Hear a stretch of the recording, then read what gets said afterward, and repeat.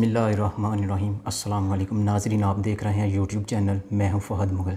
आज की इस व्लॉग में मैं जिस शख्सियत का ज़िक्र करने जा रहा हूं वो सिर्फ़ अपने मुल्क की शख्सियत नहीं, वो तमाम आलम इस्लाम की शख्सियत है। उस शख्स ने अपने मुल्क को यूरोपीय ममालिक के मुकाबले में लाकर खड़ा कर दिया, जो आवाम से वादे किए वो पूरे कर दिए। मैं जिस शख्सियत की बात कर रहा हूँ उसका नाम तैयब उर्दगान है। तैयब उर्दगान कोई आम शख्स नहीं, ये इस सदी का सबसे बड़ा लीडर है। इसने एक ऐसे मुल्क जिसमें करप्शन हर ज़द-ए-आम थी, ट्रैफिक और हर तरफ से मसाइल से घिरा हुआ मुल्क था, उसको अपने इक़्तिदार में एक ऐसा मुल्क बना दिया कि लोग और दूसरे ममालिक उस मुल्क की तारीफ़ करने पे मजबूर हो गए। तैयब उर्दगान 26 फरवरी 1954 को कुस्तनतूनिया के एक कस्बे कासिम पाला में पैदा हुए। कुस्तनतूनिया नाज़रीन इस्तांबुल का पुराना नाम है। आपके वालिद का नाम अहमद और वालदा का नाम तंज़ाइल है। आपने बचपन का कुछ हिस्सा रेज़ में गुजारा। रेज़ ऐसी जगह होती है जो पोर्ट्स होती हैं, उनके करीब एक जगह बनाई गई होती है। तैयब उर्दगान के वालिद वहाँ पे मज़दूरी करते थे और तैयब उर्दगान का बचपन भी वहाँ पर ही गुज़रा है। आपके वालिद ने रेज़ में कोस्ट गार्ड के तौर पर काम किया। आपने 13 साल तक वहाँ क़याम किया। आपकी परवरिश बहुत ज़्यादा पैसों के बगैर हुई।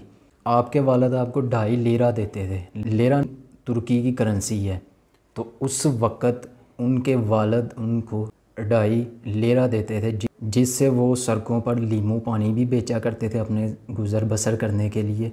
और तुर्की की एक ख़ास रोटी होती है गोल शेप की, जिसके साइडों पे तिल लगे होते हैं, एक रिंग नुमा होती है जिसके तिल लगे होते हैं, वो भी बेचा करते थे। तैयब उर्दगान ने इब्तदाई तालीम इस्तांबुल के एक प्राइमरी स्कूल से हासिल की। उर्दगान ने इमाम खातिब स्कूल में भी तालीम हासिल की और एप हाई स्कूल से हाई स्कूल का डिप्लोमा हासिल किया।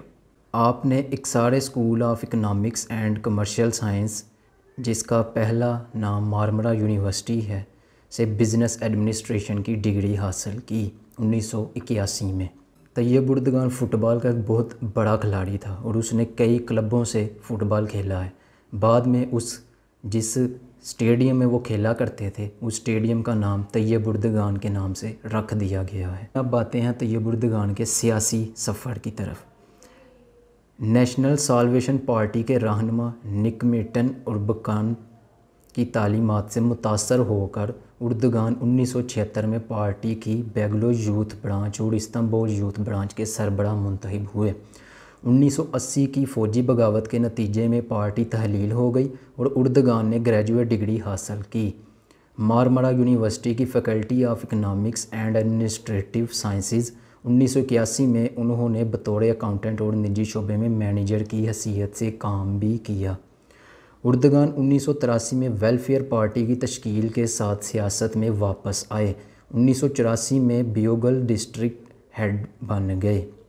अगले साल इन्हें इस्तांबुल का सूबाई सरबराह मुंतखब किया गया और सेंट्रल एग्जीक्यूटिव बोर्ड के लिए नामज़द किया गया। वोटर टर्न आउट को बेहतर बनाने का काम उर्दगान को 1999 के बल्दियाती इंतखाबात में पार्टी की कामयाबियों का सेहरा दिया गया। रजब तैयब उर्दगान 1994 में इस्तांबुल के मेयर मुंतखब हुए। इस किरदार में खिदमत अंजाम देने वाले पहले इस्लाम पसंद हैं। नाज़रीन, इस्तांबुल के हालात बहुत ज़्यादा ख़राब थे। जगह जगह पानी था, ट्रैफिक के मसाइल थे और बहुत ज़्यादा मसाइल में गिरा हुआ था शहर।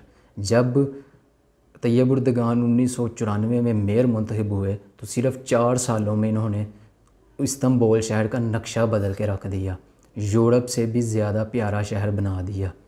उन्होंने अपने इन 4 सालों में इंफ्रास्ट्रक्चर को बेहतर किया, आलूदगी में कमी की, ट्रैफिक के मसाइल का हल किया और पानी की किल्लत के मसाइल को भी हल किया। तैयब उर्दगान को जेल भी काटनी पड़ी। उन्होंने दिसंबर 1997 में अवामी सतह पर एक प्रोग्राम में नज़म सुनाई, जिसके बाद शदीद आग की जद में आ गए, जिसमें ये सतरें शामिल थीं। مساجد ہماری بیرکیں ہیں، گنبد ہمارے بیلمٹ ہیں، مینار ہمارے بیونٹ اور وفادار ہمارے فوجی ہیں۔ سیکولر قانون کی خلاف ورزی اور مذہبی منافرت پر اکسانے کا الزام لگا کر انہیں مجبوراً میئر کا عہدہ چھوڑنا پڑا اور عوامی عہدہ رکھنے سے روک دیا گیا اور بالآخر 1999 میں 4 ماہ قید کی سزا بھگتنا پڑی۔ جب ان کی جیل کی سزا مکمل ہو گئی، اردگان نے 2001 میں justice and development party AKP کی مشترکہ بنیاد رکھی۔ AKP نے 2002 کے پارلیمانی انتخابات میں شاندار فتح کا دعویٰ کیا۔ اردگان نے جلد ہی ایک آئینی ترمیم کی بدولت باضابطہ طور پر اپنا اقتدار بحال کر لیا، جس نے ان کی سیاسی پابندی کو ختم کر دیا۔ وہ 9 مارچ 2003 کو ترکی کے وزیر اعظم بنے اور اس کے بعد 2 مرتبہ اس عہدے پر منتخب ہوئے۔ بطور وزیر اعظم اردگان نے ترکی کی معاشی حیثیت کو نمایاں طور پر بہتر کیا۔ اس نے افراط زر پر قابو پایا اور غیر ملکی سرمایہ کاری کی حوصلہ افزائی کی، جس کی وجہ سے فی کس آمدنی میں اضافہ ہوا۔